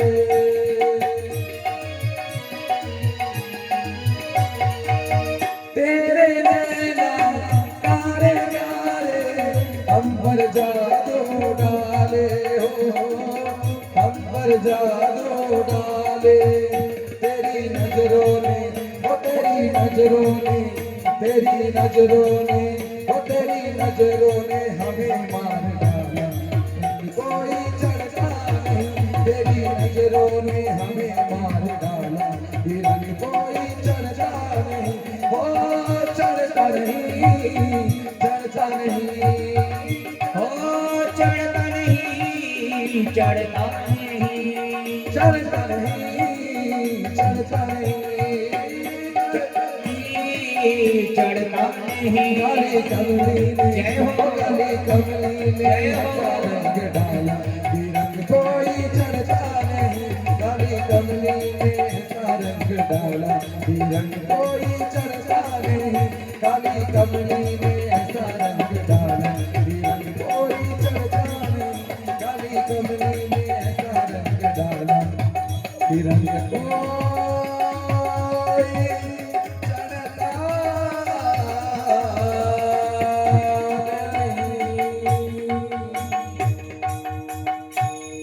ভক্তগণ, কখনো যদি বাকে বিহারীর দেখবার ইচ্ছা হয়, মন ব্যাকুল হয়ে ওঠে, তাহলে জানবে বাকে বিহারী তোমাকে মনে করেছে। তুমি মনে করেছো জীবের এত সামর্থ্য নেই যে তাকে দেখবার জন্য মনটাকে ব্যাকুল করে তুলবে। করুণায় যার হৃদয় ভরা, তিনি আমাদের মনে করছে, তিনি আমাদের তার কাছ থেকে দূরে রাখতে চায় না, তাই তিনি বারে বার মনে করে আমাদের, তাই তো আমাদের হৃদয়টা ব্যাকুল হয়ে যায়। শ্রীরাধে প্রেম সে বলো তো ভগবান ভক্তের মন চুরি লীলা করছে বৃন্দাবনে। আকাসুর বকাসুর প্রলম্বাসুর ধেনুকাসুর ইত্যাদি বড় বড় দত্ত সংহার করলেন। কংস দেখতে পেল কোনই দত্ত ভগবান শ্রীকৃষ্ণকে বধ করতে পারছে না, মারতে পারছে না, তাই কংস কি করছে, ভগবান শ্রীকৃষ্ণকে মারবার জন্য চিন্তা করছে কি করে আমার পরম শত্রু ভগবানকে পরম শত্রু মনে করছে কংস, তাকে মারবার চেষ্টা করছে, কিন্তু কংস জানে না ভগবান কারুর কাছ থেকে মারা যায় না। ভগবান পরম শক্তিমান, কিন্তু বিনাশকালে বিপরীত বুদ্ধি ভগবানের সঙ্গে বৈরি করে নিয়েছে। চিন্তাগ্রস্ত হলো, নারদ এসে বলছে, কংস এত চিন্তা করছে কেন? বলছে আমি আমার পরমাশন্তু কৃষ্ণকে মারতে পারছি না, তো তাই বলছে এক কাম করবে, তুমি তো অনেক বলবান, তুমি যাবে। কংস মনে করছে ঠিক আছে আমি যাব। তাই কংস বৃন্দাবনেই পৌঁছিয়েছে তার পরম শত্রুকে মারতে। পৌঁছিয়েছে কোথায়? প্রথমেই বর্ষণায় পৌঁছিয়েছে। যখনই বর্ষণায় পৌঁছিয়েছে তখন ভয়ঙ্কর গর্জনা করছে, চিৎকার করছে, হুঙ্কার করছে বলের অভিমানের কারণে। এই সময় রাধারানী ললিতা সখীকে ডাকে, বলছে ললিতা দেখ না কে ওইভাবে ভয়ঙ্কর হুঙ্কার করছে। ললিতা সখী বলছে রাধারানী ওই মথুরার কংস, দুরাচারী কংস আসছে। রাধারানী তুমি এই মুহূর্তে এই দুষ্টকে বধ করে দাও না। রাধারানী বলছে ললিতা যে আমার দৃষ্টিতে পড়ে যায় সে বধের যোগ্য তো নয়, সে যত বড়ই দুরাচারী হোক সে বধের যোগ্য নয়, আমার কৃপা পাত্র সে। ললিতা সে বলছে কেমন করে কৃপা করবে তুমি এই দুষ্টকে? বলছে দেখবে কেমন করে কৃপা করব। রাধারানী কৃপা করলেন, কংসকে একটি গোপী বানিয়ে দিলেন। রাধারানীর দৃষ্টি পড়া মাত্র, ইচ্ছা মাত্রে কংস দুরাচারী একটি গোপীতে পরিণত হয়েছে আর সেবার কাজ দিয়েছে। বৃষভানু রাজার গোশালায় যত গাভী ছিল ওই গাভীর গোবর গুলো ফেলবে কাজ দিয়েছে। আর কংস কয়েকদিন ধরে ওই গোপী স্বরূপ ধরে বৃষভানু রাজার গোশালা থেকে গোবর ফেলানোর কাজ করছে। এদিকে মথুরায় সবাই কংসকে না ফিরে পেয়ে চিন্তা করছে কি হলো, মহারাজ গেল কোথায়? নারদ এসে আবার বলছে ওগো মথুরার বাসীগণ, তোমাদের মহারাজের কি হয়েছে জানো? ওই বৃন্দাবনের কৃপা, রাধারানীর কৃপা লাভ করছে। বলছে কেমন করে? বলছে চলো যাবে দেখবে। যখনই গেছে সৈন্যগণ নিকটে গিয়ে দেখতে পায়, নিকটে গিয়ে নারদ দেখিয়ে বলে এই যে গোপীদের চোখ গোবর ফেলছে, বলছে এই তোমাদের মহারাজ। বলছে এই আমাদের মহারাজ? গোবর ফেলবে কেন? বলছে হ্যাঁ সৈন্যগণ আমি তোমাদের মহারাজ। বলছে মহারাজ হলে গোবর ফেলবে কেন? বলছে কি করবো, এসেছিলাম তো আমার শত্রু কৃষ্ণকে শত্রু জেনে তাকে বধ করতে, কিন্তু রাধারানীর দৃষ্টি পড়া মাত্রই আমি গোপী হয়ে গেছি, আমার সেই বল হারিয়ে গেছে, আমার অভিমান খণ্ডিত হয়ে গেছে, গোপী হয়ে গেছি, দেখো গোবর ফেলানো কাজ করতে হচ্ছে। ও নারদ তুমি একটি কাজ করো না, আমাকে মুক্ত করো না। বলছে মুক্ত করবো? তবে ঠিক আছে রাধারানীর কাছে গিয়ে জিজ্ঞাসা করি কি হলে তোমাকে মুক্তি করা যায় এই গোপী স্বরূপ থেকে গোবর ফেলানো কাজ থেকে। রাধারানীর কাছে গিয়ে যখন বলছে, রাধারানী বলছে ঠিক আছে এই দুষ্টকে বলো বর্ষানার বাহিরে চলে যেতে, বর্ষানার সীমার মধ্যেও যেন আর প্রবেশ না করে, তাহলে কিন্তু আবার গোপী হয়ে যাবে আর ওই গোবর ফেলানো কাজ করবে।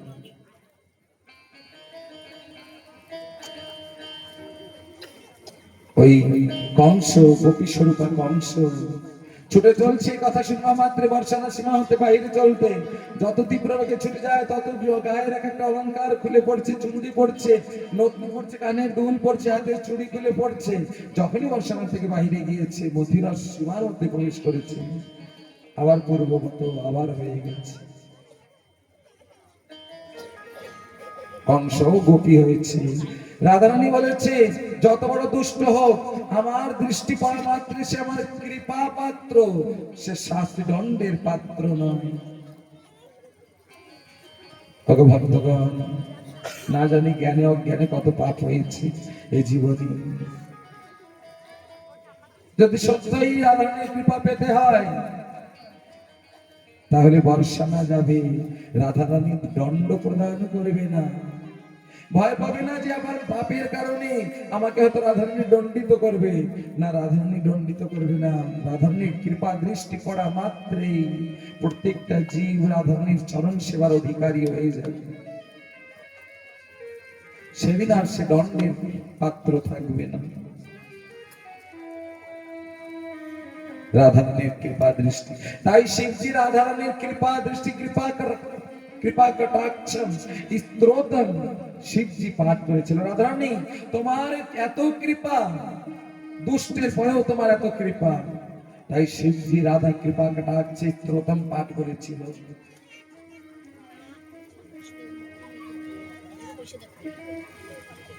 अनेक वैकुंठ लो नम्र पद्मजार्चिते हिमाद्रिजा पुलोमजा विरिंचिजा वर प्रदे। शिवजी पाठ করেছিল, দুষ্টকে তুমি কৃপা করো। তার কৃপার মহিমা শিবজি কীর্তন করলেন রাধা কৃপা কটাক্ষে স্তোত্রমে। তাই বৃন্দাবনে যখনই যাবে বর্ষানা অবশ্যই যাবে। বর্ষানাকে রাধারানীর কৃপা দৃষ্টি যদি একবার পেয়ে যাওয়া হয় তাহলে নিশ্চয়ই এ জীবন সুন্দর হয়ে উঠবে। দিল্লিতে একটি অন্ধ ভক্ত ছিল, এক ভাগবতাচার্যের সঙ্গে দেখা হয়েছে দিল্লিতে। বলছে আমি বৃন্দাবনে যাবো। বলছে তুমি কি করতে যাও বৃন্দাবনে, তুমি তো দেখতে পাও না। সেই ভক্ত বলছে কে বলছে আমি দেখতে যাব? আমি তো চাই বৃন্দাবনের সেই বিহারীর সম্মুখে গিয়ে দাঁড়াবো, আমি তো দেখতে পাই না, কারণ আমি অন্ধ। আমার মনের ইচ্ছা তার কৃপা দৃষ্টি যাতে এই অধমের পরে পড়ে। কি করে দেখবো, কি করে বুঝবো তার স্বরূপের মহিমা, তার নামের মহিমা, তার শ্রী চরণের মহিমা? আমি তো অন্ধ, অজ্ঞানী, আমার বোঝার ক্ষমতা নেই। তাই তো আমি চাই না যে আমি দেখবো, আমি চাই এই অধমের প্রতি যেন তার কৃপা দৃষ্টি পড়ে, যেন এই অধমের জীবনটাও যেন সুন্দর হয়, যেন পরম গতি আমার। বৃন্দাবনে যখন যাবি হাজারো হাজারো ভিড়, বর্ষানার মন্দিরে, বাঁকবিহারীর মন্দিরে হাত দুটি তুলে দিয়ে রাধে রাধে বলবি বিহারীজিকে দেখি, আর বলবি ঠাকুর এই হাজারো ভিড়ের মধ্যে একবার আপনাকে দেখে নাও, তোমার কৃপা দৃষ্টি যেন আমি পাই। নিজেকে দেখাবার চেষ্টা করবে সেখানে গিয়ে, কারণ আমরা বাঁকবিহারী বিগ্রহ দেখেও তার ওই স্বরূপের মাধুর্যতা বুঝতে পারিনি, যেই মাধুর্যতায় হরিদাস ঠাকুর পাগল হয়েছিল, যেই মাধুর্যতায় সারাটি পৃথিবীর ভক্তগণ ছুটে যায় বৃন্দাবনে। ঠাকুর আমার দেখতে কালো, তবু জানি না ওই কালোতে কি এমন ভালো আছে, সবাই দেখতে যায় বিহারীজি বিহারীজি বলে উন্মাদ অবস্থায়। কত ভক্তকে দেখেছি কাঁদতে তার মন্দিরে গিয়ে। বিহারীজিকে স্মরণ করবে আর বলবে বিহারীজি আমি দেখেও তো তোমার ওই রূপের মাধুর্য বুঝতে পারছি না, তুমি একবার তোমার কৃপা দৃষ্টি এই অধমের উপরে দাও, আমি যেন তোমার ওই স্বরূপের, তোমার ওই নামে, তোমার ওই গুণের মহিমা বুঝতে পারি। এই পতিত জীবন যেন উদ্ধার হয়, পরিত্রাণ হয়। হে পতিত পাবন, হে মধুসূদন, তুমি একবার কৃপা করো। বর্ষানায় অবশ্যই যাবে, বর্ষানায় গিয়ে রাধারানীর কাছে বলবে রাধারানী একবার এই অধমের দিকে ফিরে তাকিয়ে দেখো, সত্যই কৃপাময় করুণাময় রাধারানী আমার অবশ্যই কৃপা করবে। সে রাধে প্রেম সে বলো, সবাই বলো। এ দাসেরও ইচ্ছা যেন এই দাসের জীবনের অন্তিম সময় যেন ওই বৃন্দাবনে হয়, ব্রজ ধুলায় যেন এই শরীর মিশে যায়, এই দেহ মন প্রাণ যেন ব্রজ রজে মিশে যায়। অনেক দুর্ভাগ্য যে বৃন্দাবন থেকে অনেক দূর প্রদেশে আমার জন্ম হয়েছে, ইচ্ছা করেও আমি সবসময় যেতে পারি না। সবসময় মনে চায় বৃন্দাবনে চলে যাব করে, কিন্তু অনেক দূর প্রদেশ দেখি, ইচ্ছা করেও যেতে পারি না। কিন্তু শেষের দিনে নিবেদন রাধারণীর চরণে, যেন শেষের দিনে যেন এই দেহ মানব প্রাণ যেন ওই বৃন্দাবনের রজে মিশে যায়। শ্রীরাধে প্রেম সে বলো।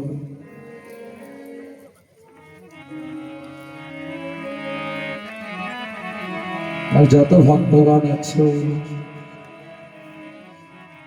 আমার শেষের হৃদয় এই কৃষ্ণ নাম করে দেবে। আমার শেষের বিদায়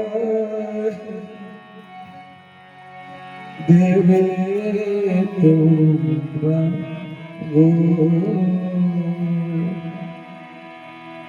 শুধু কৃষ্ণ কৃষ্ণ বলে আমার শেষের বিদায় দেবে তোমরা গো।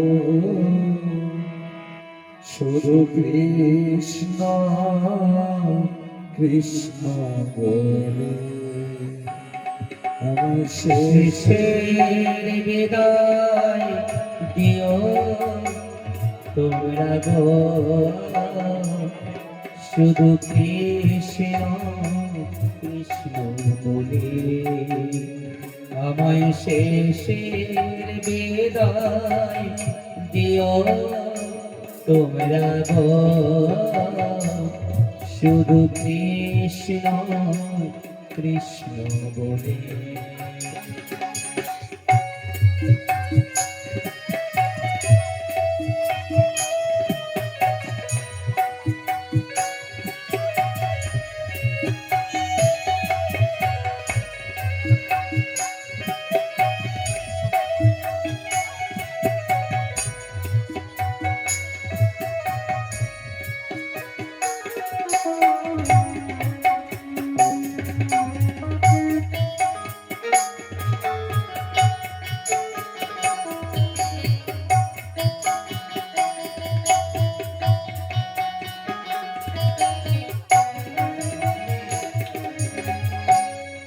অঙ্গে দিও দ্বাদশ তিলক, বুকে দিও গীতা। অঙ্গে দিও দ্বাদশ তিলক, বুকে দিও গীতা। দু চোখে তুলসী পাতা, করেনি কৃষ্ণ কথা। আমার অঙ্গে দিও দ্বাদশ তিলক, বুকে দিও গীতা। দু চোখে তুলসী পাতা, করেনি কৃষ্ণ কথা। আমার গলায় দিও তুলসী মালা গো। আমার গলায় দিও তুলসী মালা গো। শুধু কৃষ্ণ কৃষ্ণ বলে আমার শেষের বিদায় দিও তোমরা গো। শুধু কৃষ্ণ কৃষ্ণ বলে।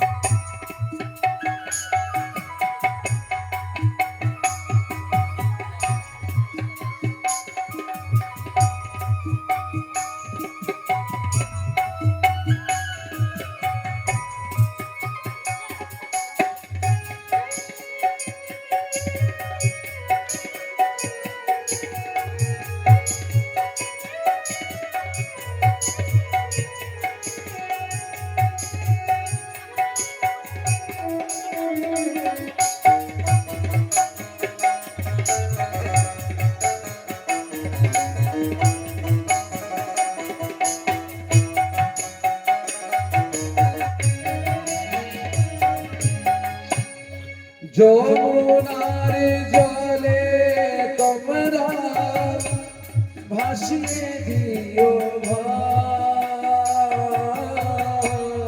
যমুনার জলে তোমরা ভাসিয়ে দিও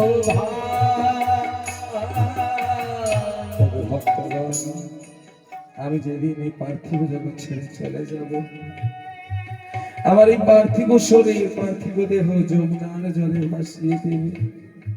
শুধু একমাত্র ইচ্ছা আমার এই দেহ মন প্রাণ যেন এই বৃন্দাবনেই যেন শেষ হয়। বৃন্দাবনের যমুনার জলে আমার এই দেহ ভাসিয়ে দেবে। যমুনার জলে তোমরা ভাসিয়ে দিও ভাই, যদি কোনো ভাগ্য ফলে কৃষ্ণ চরণ পায়। যমুনার জলে তোমরা ভাসিয়ে দিও ভাই, যদি কোনো ভাগ্য ফলে কৃষ্ণ চরণ পায়। আমি সেই চরণ পেলে করে গো,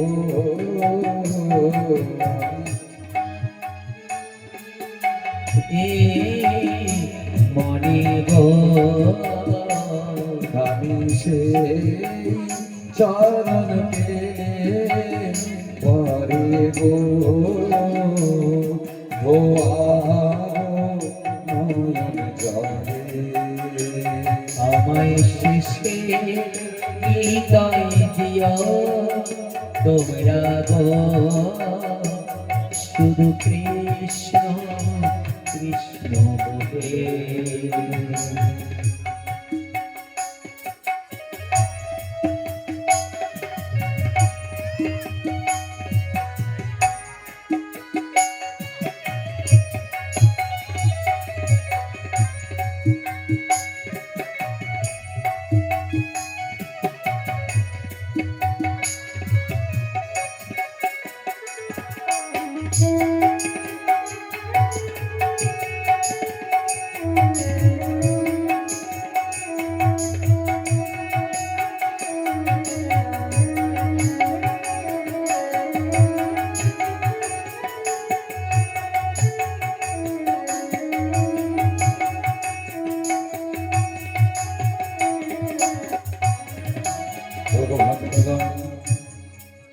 আমি যেদিন এই পার্থিব জগৎ ছেড়ে চলে যাব, আমার এই মৃতদেহে কৃষ্ণ নাম লিখে দেবে।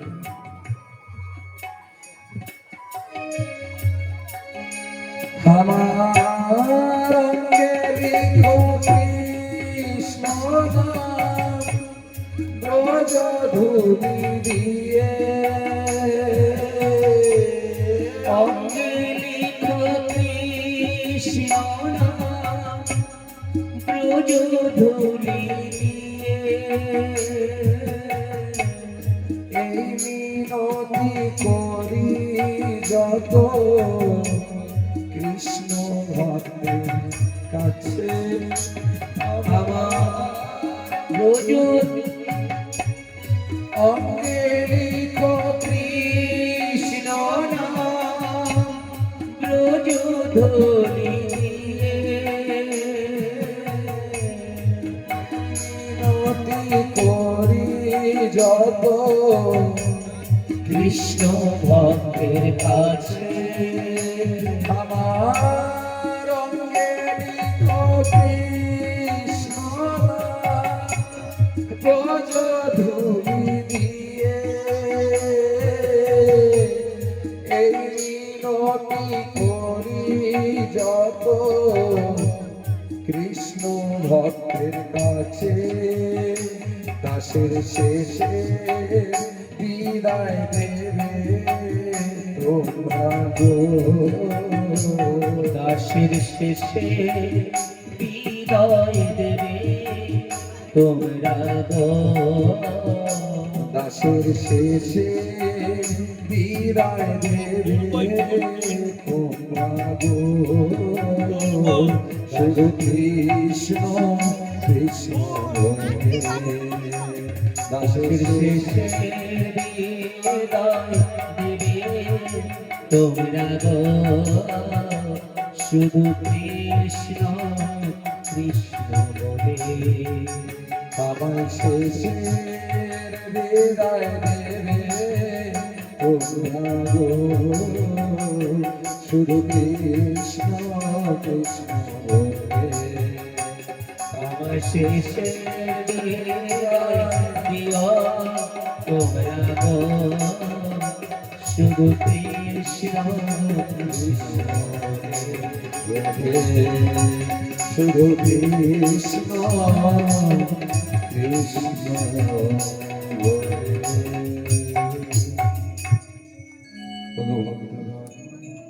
আমার অঙ্গে লিখো কৃষ্ণ নাম।